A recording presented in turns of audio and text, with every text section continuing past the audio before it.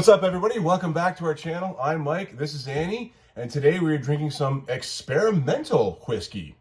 So, for my birthday, someone very special to me got me something that, of course, is near and dear to my heart, and that is whiskey. I won't tell you who she is, but I think you might know her quite well. So, thank you very much for my birthday present. This is an experimental whiskey, as I said. It's Glenfiddich Project either XX, Project 20, Project XX. I don't know. I've heard all kinds of things for it. So as the story goes, is Glenfiddich brought all their malt masters, I think from around the world, from like 16 countries, all the reps, got them together and let them select 20 of their favorite whiskeys and blended it all together, which is really interesting.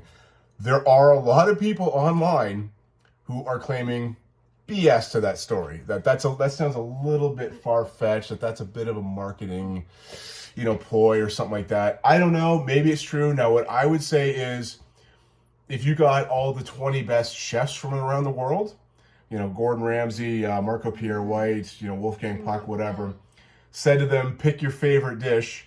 Pick your favorite hamburger. Or whatever. Pick your favorite hamburger, and then put all the ingredients into one hamburger that they picked.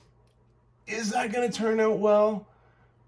Maybe, maybe not. So I mean, I don't know if they all got together and discussed what they could do with it, but well, that's neither here nor there. I am really excited to try this stuff. Not the least of which being that it's a gift, so which I always love to get. So first we try it straight up, then we try it on the rocks, then we try it with some 7-Up. We're going to try Scotch with 7-Up. I just want to point out the top is actually a really nice wooden top. It is. Oh, and yes, like so many Glenfiddichs, it comes with this beautiful case, almost like a. It's just so nice to get these. It just makes you feel like you're drinking. Cylinder? Yeah. Yes, the cylinders and that. It's just such a nice piece on the bar. It's a beautiful looking bottle itself. Goes great with any bar. And yes, the little wooden top, which Annie really liked, and so did I. All right, Annie. Glug, glug, glug, glug, glug. Haven't done that for a while. All right. So, holidays. That's what it smells like to me. It smells like that first impression was the holidays. A lot of orange, some nutmeg in there. A lot of orange. Holy crap. Yeah, it's orange. It's cinnamon, it's nutmeg, it's a bit of chocolate, a little bit of chocolate, and just a hint of like musk or something in there, like an earthy tone, I think. Smells pretty good. I'm smelling like a Christmas tea that's boiled on the actual stove. Yeah, like yes. And the cinnamon and the nutmeg, everything goes in Yeah, there. That's a good way to put it. Yeah. All right, well, assholes and elbows. That is very, very nice. It's just the palate is very similar to the nose, which doesn't always happen with whiskey. It's chocolate and orange forward. Yeah. But like dark chocolate. Yeah. It's dark chocolate forward with that orange. Bit of vanilla, maybe a bit of toffee in there as well. That is very nice.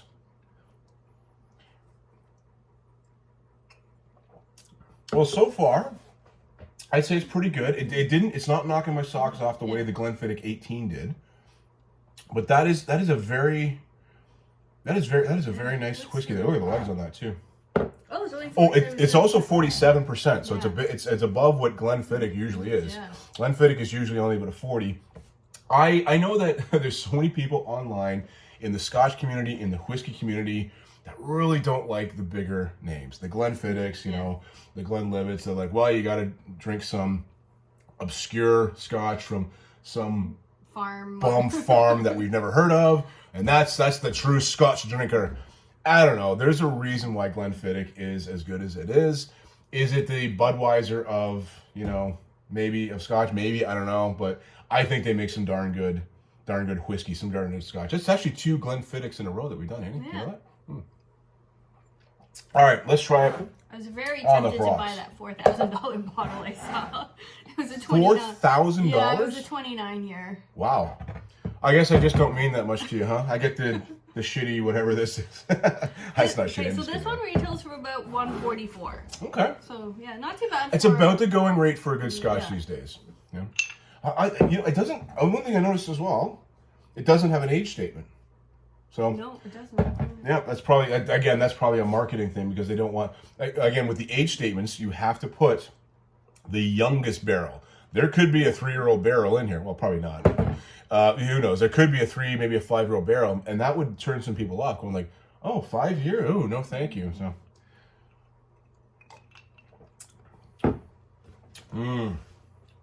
very, very drinkable Scotch. It's good. It gives you enough.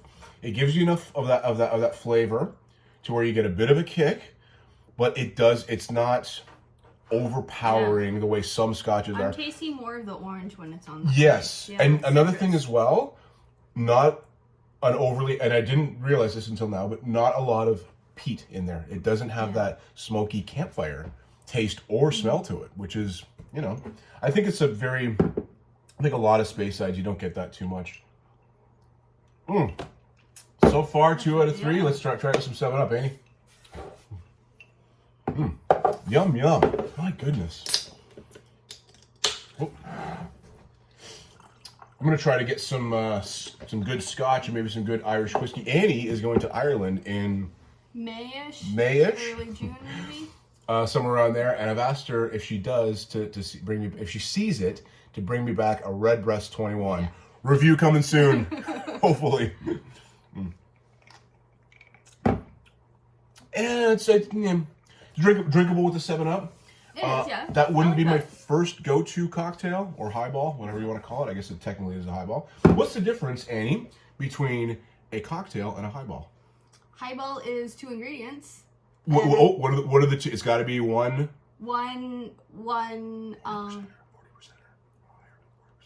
Oh, is it? Yes, it's 140% or higher liquor and one mixer. So Scotch and soda, rye and ginger, and a cocktail is a bunch of ingredients. There you go. Yes, well, not necessarily. It doesn't have to be in a tall glass, but it's usually like multiple ingredients, like a Harvey Wallbanger would be. Yeah. It would be considered a cocktail because it's a one liquor ingredient, one liqueur, and then a mixer. Yeah. So yes, Caesar would be. Caesar is definitely Caesars. By the way, Bloody Caesars for our American viewers are like a Bloody Mary, but mixed with pureed clams in the tomato juice. Very similar. That is a great Scotch. I'm definitely going to recommend this. Annie, what do you think about Glenfiddich Project Dos Equis or Double X or Project 20, whatever it is? I like it. So do I. I'm going to recommend it. I think that if you are a Glenfiddich fan, you're going to. I think this is a must-have in your Scotch collection. Is it as good as the Glenfiddich 18? Probably not. The 15, I'm not even sure. Maybe I put it around the 15, but Glenfiddich 15. So if you're a fan of that, I say go for it. So one thing I was thinking as well, Annie, is we need a sign-off for our YouTube channel. Yeah, we do. We need a sign-off where, like the Critical Drinker has, that's all I've got for today. Go away now. And Jeremy's Life in Vegas is, I'm Jeremy and this is my life in Vegas. What do we have for our sign-off? We got to think about that. If you have any comments on what our sign-off should be, like, Oh, I got one. What? It's not Wednesday to have a whiskey. Doesn't have to be Wednesday to have. It doesn't have to be Wednesday to have a whiskey. It doesn't have to be Wednesday to have. It doesn't have to be Wednesday to have a whiskey. Okay. All right. That's it. That is now our sign off. Tell us what you think. So take care, everybody, and just remember, it doesn't have to be Wednesday to have a whiskey.